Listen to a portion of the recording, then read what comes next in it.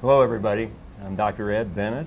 I'm chair of the American Optometric Association Contact Lens and Cornea Section, executive director of the GP Lens Institute, and professor of optometry at the University of Missouri, St. Louis.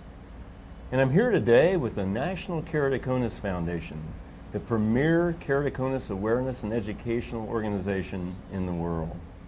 And we're here to talk about keratoconus. As you know, keratoconus is a progressive eye disease. It impacts the front surface of the eye or the cornea, which becomes thinner, more curved. It can ultimately scar and impact vision. And 1 in 7 people traditionally have had corneal transplants as a result of this condition. The good news is today, with the advancements in contact lenses and also in corneal procedures, this number is going down. Now, the one thing I think we would all agree about as it pertains to keratoconus is there's no way anybody could play professional baseball with this disease. To see a fastball coming at 95 to 100 miles per hour, to see a curveball dart across the plate. Well, let me welcome in someone who has become one of the most exciting players in Major League Baseball despite battling this disease for many years. Please welcome Mr. Tommy Pham. Tommy? Thank you, Doctor. You know, we'll just start at the beginning. You've had a career that began in Las Vegas, growing up with your sisters, including your twin sister, Brittany. Your mom worked 2 jobs. How was it that you were able to have the opportunity to start playing baseball? Well, it happened in our neighborhood. You know, we played baseball, and sure enough, I had a neighbor. His dad coached a little league team, and I hitched on with them. You know, my mom worked a lot, and my stepdad as well. So they didn't have the time to kind of take me to practices or the games. So I had my neighbor taking me at first. He would take me to games and practice, and I was just lucky, pure luck, you know, to come across them. And the game kind of fascinated me. I was a multi-sport athlete growing up. I played football, basketball as well, but I was always intrigued by baseball. I remember when I was young, you know, I liked the feeling of hitting home runs, and that kind of stuck with me. So it just grew. It grew on me. Well, and let's fast forward. It's 2008. You've completed your first 3 minor league seasons. Highest batting average, 231. Yes. And then you were diagnosed with keratoconus. Tell us what led to your diagnosis, and how did you react when you heard that that's what you had? That was a frustrating year for me because I was doing so many things well, but the one thing I wasn't doing well was hitting consistently. I was striking out a ton. I remember striking out over 150 times that year, but I was hitting a lot of home runs.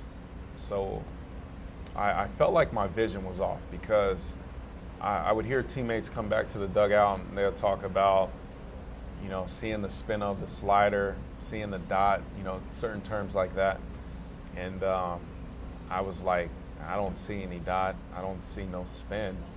Then there was times where they asked me, what did you hit out? And I was like, oh, fastball. And they were like, no, that was a slider.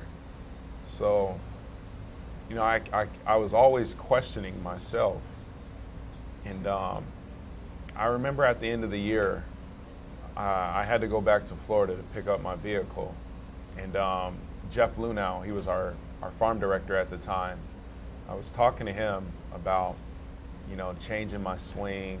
You know, I was like, it's not gonna work. And he was like, you know, you don't run into almost 20 home runs with a bad swing. He was like, maybe you need to get your eyes checked. So the team sent me here to St. Louis. Well, and let's fast forward 3 more years. It's 2011. You're still in the Cardinal minor league system. You're doing better, but you decide to have, at that time, a radical new procedure performed called corneal cross-linking. And this is a procedure that purported to strengthen the cornea to help resist the condition from occurring And actually, it's a combination of essentially vitamins and ultraviolet radiation that's applied to the cornea to make it stronger. What motivated you to have that, and what impact has that had on your eventual success? I thought it was a no-brainer. I didn't want my vision to get any worse, with the effect of me playing baseball. So I thought it was best to have it right then and there, and not any time later.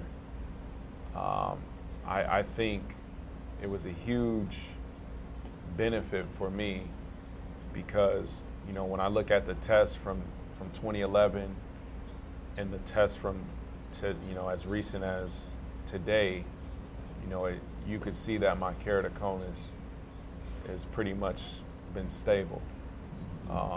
And without the procedure, who knows,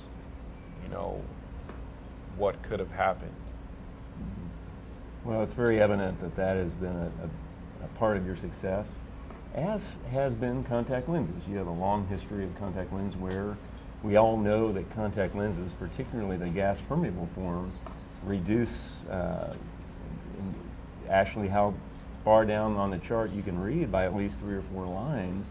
And today, of course, we've got all types of advancements. We have scleral lenses, we have hybrid lenses, we have custom soft and specialty gas permeable lenses. Tell us the role that contact lenses have had and how they've been able to be a factor in your success in Major League Baseball. Huge factor. Without contact lenses, I wouldn't be able to play this game with the corrective vision needed. I've tried them all, from hybrids, scleros, and gas perms.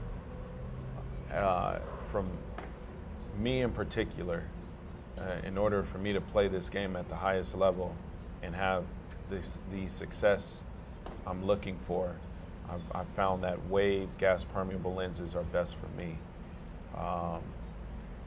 Hybrids and the scleros have all helped me achieve great corrective vision, but the wave gas perms have helped me not only have great corrective vision, but it's helped me play this game because I'm able to see the spin better on the ball when I'm hitting, and I'm able to have better depth perception defensively and offensively when I'm hitting. Very good. Thank you, Tommy. Well, there you have it, the improbable journey of Tommy Pham, who's been able to fight off the adversity of keratoconus to become one of the most exciting and most valuable players in Major League Baseball today.